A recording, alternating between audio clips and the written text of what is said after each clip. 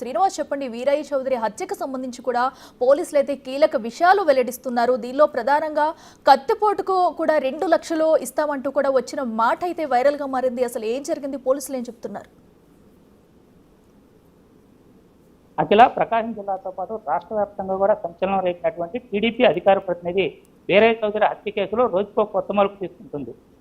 హత్య జరిగి సుమారు 7 రోజులు అవుతున్నా కూడా 7 రోజుల పాటు కూడా విచారణ రోజుకో కోణంలో నడుస్తూ ఉంది. అయితే మొదటి 3 రోజులు కూడా అతను చేస్తున్న వ్యాపారాలకు సంబంధించి అతని వ్యాపార భాగస్వాములు మరియు ప్రత్యర్థులను తీసుకొచ్చి ప్రధానంగా కూడా విచారణ చేశారు.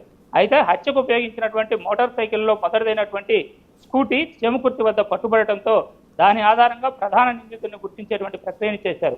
అయితే ప్రధాన నిందితుడు కూడా అదే గ్రామానికి చెందినటువంటి టీడీపీ పార్టీలోనే ఉన్నటువంటి దేవేంద్రనాథ్ చౌదరిగా గుర్తించి అతన్ని తీసుకొని విచారణ ప్రారంభించారు. అయితే దేవేంద్రనాథ్ చౌదరిని అంతకు ముందే అదుపులోకి తీసుకుని ఉన్న నేపథ్యంలో విచారణ కొత్త మలుపు అయితే తీసుకుంది. అప్పటి వరకు కూడా అతని వ్యాపారాల లేక రేషన్ మాఫియా, ఇసుక మాఫియా, అదేవిధంగా ఉన్నటువంటి మద్యం మాఫియాలకు సంబంధించి హత్య జరగచ్చు అనేటువంటి అనుమానాల నేపథ్యంలో ఈ వీరయ్య చౌదరి ప్రత్యర్థి వర్గంగా ఉన్న అదే సొంత పార్టీలోనే ఉన్నటువంటి ఈ దేవేంద్రనాథ్ లోకల్గా కూడా మద్యం షాపులు నిర్వహిస్తూ ఉన్నట్లుగా తెలుస్తుంది. అయితే ఈ మద్యం షాపులకు సంబంధించి వీరయ్య చౌదరికి మరియు దేవేంద్రనాథ్కి మధ్య కూడా కొన్ని తగాదాలు ఉన్నట్లు దేవేంద్రనాథ్కు సంబంధించినటువంటి మద్యం షాపులపై పోలీసులు తనిఖీలు చేయడమే కాకుండా కేసులు నమోదు చేయడం కూడా జరిగింది. అది మనసులో పెట్టుకునే హత్య చేసి ఉండవచ్చు అని కూడా విచారణ చేశారు. అయితే ఈ విచారణలో భాగంగా వీటితో పాటుగా హైదరాబాద్లో ఉండేటువంటి వ్యాపారి సురేష్ పాత్ర ఉందని కూడా తెలుసుకున్న నేపథ్యంలో ఆ దిశగా కూడా విచారణ ప్రారంభించారు. అయితే ఈ విచారణలో చేపల చెరువుల నేపథ్యంలో తనిఖీలు జరగటం, దాంట్లో ఈ సురేష్ అనే వ్యక్తి కొంత నష్టపోవడం కూడా జరిగింది. అదేవిధంగా మద్యం వ్యాపారంలో కూడా అతను భాగస్వామిగా పెట్టుబడిదారుడుగా ఉన్నట్లు తెలిసింది. ఆ కోణంలో విచారణ చేస్తుంటే రోజుకొక మలుపు కూడా తిరుగుతుంది. అయితే వీరయ్య చౌదరిని తన సొంత కార్యాలయంలోనే నగరం నడిమట్టులో విచక్షణారహితంగా కత్తులతో దారుణంగా పొడిచి చంపిన నేపథ్యంలో అతని శరీరంపై మొత్తం కూడా పోస్టుమార్టం సమయంలో 53 కత్తిపోట్లను కూడా డాక్టర్లు గుర్తించారు. అయితే ఇన్ని కత్తిపోట్లు పడవడానికి ప్రధాన కారణం ఏంటి అనేటువంటి కోణంలో విచారణ నేపథ్యంలో కత్తిపోటుకి 2 లక్షల సుపారీగా మాట్లాడినట్లుగా కూడా బయటకు వార్తలు వచ్చి వైరల్ అవుతున్నటువంటి పరిస్థితి ఉంది.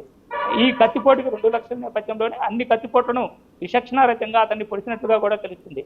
అయితే హత్య జరిగిన రోజు నుంచి కూడా సుమారు 7 రోజుల నుంచి 12 బృందాలు ప్రత్యేకంగా కూడా నిందితుల కోసం గాలిస్తూ ఉన్నారు. అయితే తెర వెనుక పాత్రధారులను కొంతమందికి ఇప్పుడే అదుపులోకి తీసుకున్నప్పటికీ ప్రధాన పాత్రధారులు ఎవరైతే హత్యలో పాల్గొన్నారో వాళ్ళైతే ఇప్పటికీ కూడా దొరకలేదు. వారు చేమకుర్తి వెళ్ళి అక్కడి నుంచి ఆర్టీసీ బస్సులో ప్రయాణం చేసి వెళ్ళినట్లుగా కూడా తెలుస్తూ ఉన్నప్పటికీ వారు ఎక్కడి వారు, ఎవరు వారితో మాట్లాడారు సుపారీ అనేది కూడా విచారణ చేస్తూ ఉన్నారు.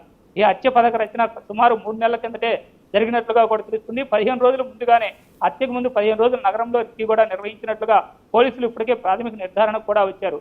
అయితే వీరితో ఎవరు సుపారీ మాట్లాడారు, వారు ఎవరు, ఎక్కడి నుంచి వచ్చారు అనేటువంటి కోణంలో అయితే ప్రధానంగా విచారణ చేస్తూ ఉన్నారు.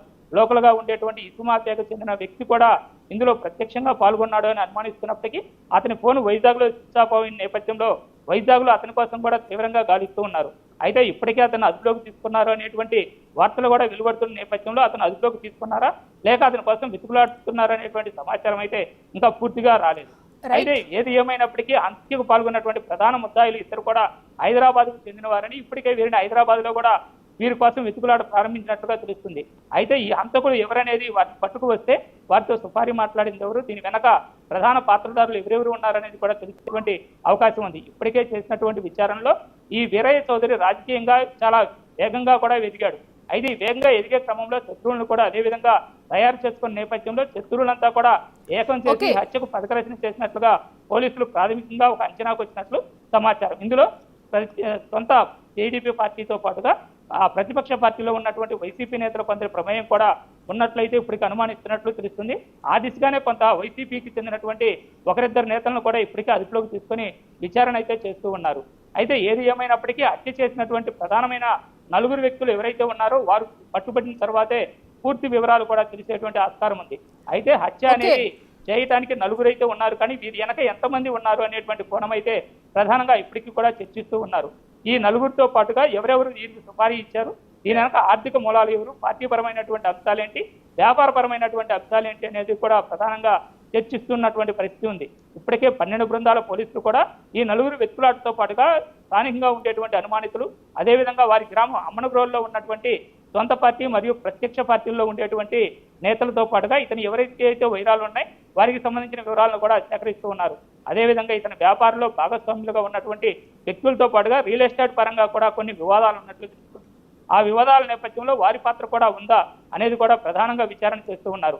ముఖ్యమంత్రి చంద్రబాబు స్వయానా అంత్యక్రియలకు హాజరై నిందితులు ఎవరైనా సరే వారిని వదిలేలేదని, భూమి మీద ఎక్కడున్నా వారిని వదిలిపెట్టమని కూడా తీర్మానం చేసిన నేపథ్యంలో ఈ హత్య వెనుక ఎవరి పాత్ర ఉన్నా కూడా వదిలేది లేనట్లుగా తెలుస్తుంది. ఇప్పటికే పలు కోణాల్లో కొందరు నిందితులు అనుమానితులను అదుపులోకి తీసుకున్నప్పటికీ ఇంకా ఎవరెవరి పాత్ర ఉంది, ఇంకా ఎవరెవరు దీని వెనక ఉన్నారు అనేటువంటిది కూడా చాలా క్లుప్తంగా క్షుణ్ణంగా కూడా విచారణ చేస్తూ ఉన్నారు.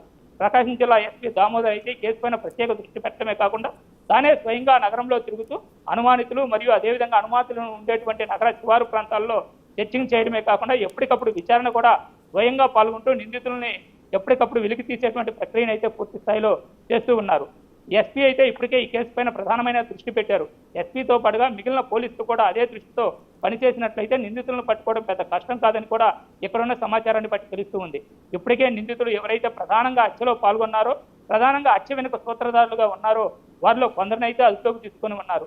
హత్య చేసినటువంటి వ్యక్తులైతే దొరకాల్సినటువంటి ఆవశ్యకత ఉంది. హత్య ఆయుధాలు కూడా ఇప్పటికైతే బయటపడలేదు. కానీ హత్యకు ఉపయోగించినటువంటి 2 వాహనాలను మాత్రం ఇప్పటికే పోలీసులు స్వాధీనం చేసుకొని ఆ వాహనాల రిజిస్ట్రేషన్లు, ఆ వాహనాల వెనక ఎవరెవరి ప్రమేయం ఉంది అనేటువంటి విషయాలను కూడా బయటికి తీశారు.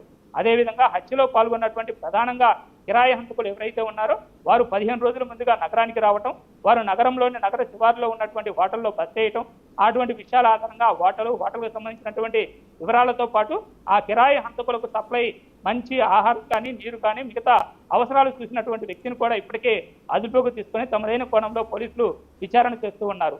అయితే వారికి సంబంధించినటువంటి వివరాలు రావాలంటే దీని వెనుకున్నటువంటి ప్రధాన ముద్దాయిలు కూడా బయటకు రావాలనేటువంటి విషయాన్ని అయితే పోలీసులు ప్రధానంగా దృష్టి పెట్టి ఉన్నారు. ఈ 2 హంతకులు ఎవరైతే ఉన్నారో కిరాయి హంతకులు వారిని అదుపులోకి తీసుకుంటే మాత్రం మొత్తం కేసు కూడా చిక్కుముడి వీడేటువంటి అవకాశం ఉంది. అయితే పోలీసులు ఎస్పీ దామోదర్ మాత్రం ఈ కేసుకు సంబంధించి దాదాపు నిందితుల్లో ఎక్కువ భాగం ఇప్పటికే అదుపులోకి తీసుకున్నట్లు తెలుస్తుంది. ప్రధాన నిందితుడిగా అనుమానిస్తున్నటువంటి సురేష్ మాత్రం ఇప్పటికే రాష్ట్రాన్ని వదిలి బయటికి దేశం వదిలి వెళ్ళినట్టుగా కూడా రూమర్లు అయితే నడుస్తూ ఉన్నాయి. అతను సౌత్ ఆఫ్రికాకు వెళ్ళాడనేటువంటి వదంతి అయితే ప్రధానంగా నడుస్తుంది. ఆ సురేష్ని అదుపులోకి తీసుకోవడానికి అవసరమైనటువంటి చర్యలపై కూడా ఇప్పటికే ఎస్పీ ప్రధానంగా దృష్టి పెట్టారు.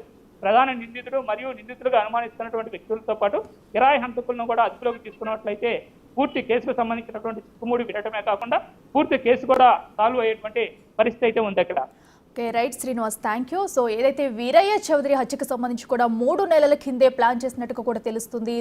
ఈ కేసు రోజుకు కొత్త మలుపు తిరుగుతుందనే చెప్పాలి. అయితే వీరయ్య చౌదరి ఒంటిపై 53 కత్తిపోట్లు ఉన్నట్లుగా కూడా పోలీసులు అయితే గుర్తించారు. ఈ కేసు ఛేదించి కూడా ముమ్మర దర్యాప్తు చేస్తున్నారు.